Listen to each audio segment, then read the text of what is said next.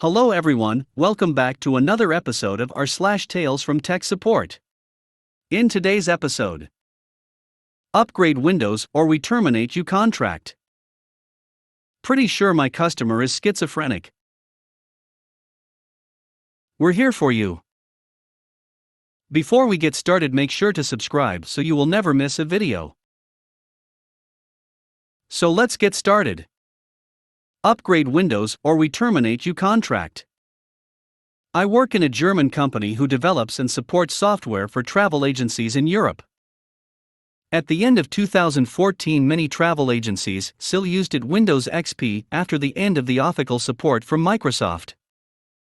Normal support was, "Oh, you have still use XP, sorry we can't help you, please upgrade your Windows." Windows is no longer officially supported and is prone to security problems. Most agencies were understanding and upgraded their systems, but our customer didn't get the sign. He tried over and over again to get support for software, but was always denied.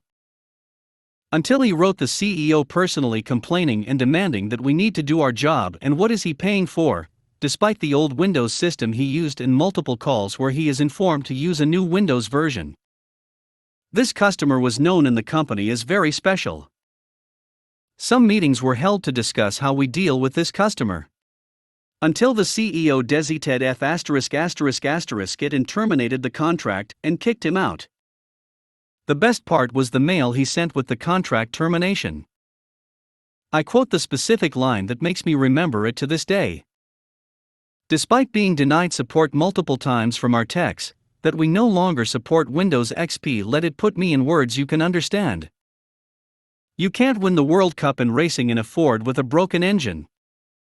Until you upgrade your system to the new standard, we no longer want business with you. Since then we never heard of him, and this story makes me smile to this day. Maybe I come around and tell more story like that one time wrote a customer yourself. Pretty sure my customer is schizophrenic. I had a repeat customer come in the shop today. I'll keep this story short and sweet. She said her iPhone screen was no longer working, and that she needed her data moved to her new iPhone she just bought. The first thing I noticed on her original iPhone is that the screen protector was very badly damaged.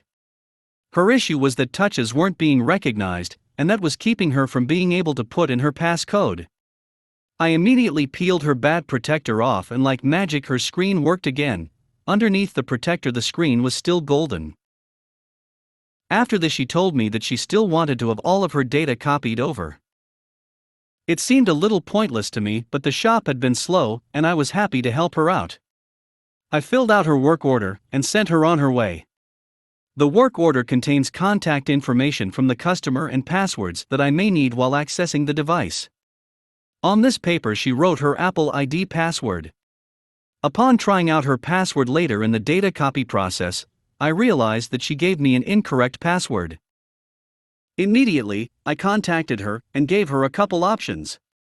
She could give me a couple more suggestions as to what it might be, or we could reset her password. She then told me that she thinks that she knows what it is. I asked if she wouldn't mind reading it off to me, so that I could finish the transfer job. Her response was that she didn't feel comfortable telling me over the phone because someone is listening. After that she told me that she would drive to a pay phone and call me, that way she couldn't be tracked. 10 minutes later I get an anonymous pay phone call. Apparently she didn't feel comfortable telling me over the pay phone either, and would instead drive 30 minutes back over here to tell me it in person. When my customer finally arrives, she pulls out a sheet of paper that has scribbles all over it. Picture an insane asylum cell wall if they handed sidewalk chalk to its inhabitants. Her actual password was like 30 characters long in handwriting that wasn't even close to legible. I asked her to read it off to me so that I didn't mistakenly copy down the wrong password. She hesitated, looked around my empty lobby, and in a very hushed tone, she finally read it off to me. I then very simply finished the job and sent her on her way. Honestly, I feel bad for her. She is an older lady who is seemingly afraid of everything when it comes to technology.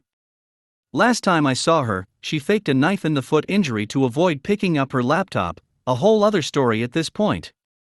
I can't tell you what her reasoning was, but it comes off as a little wild to me.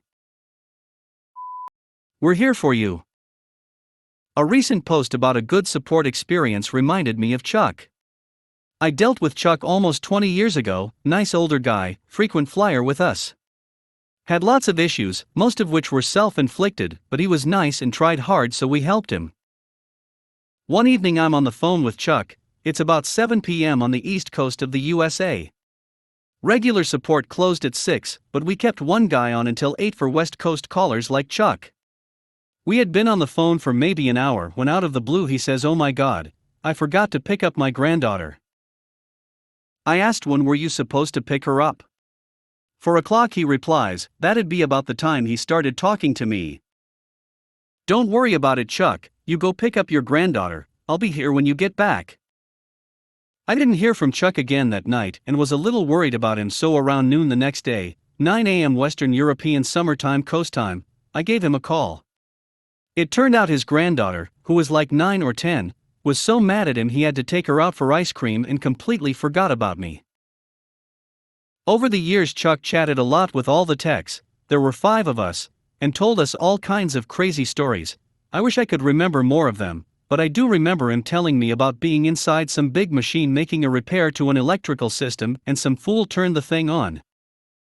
He took some ungodly voltage through his body and managed to survive. Neat old guy, I wonder if he's still around.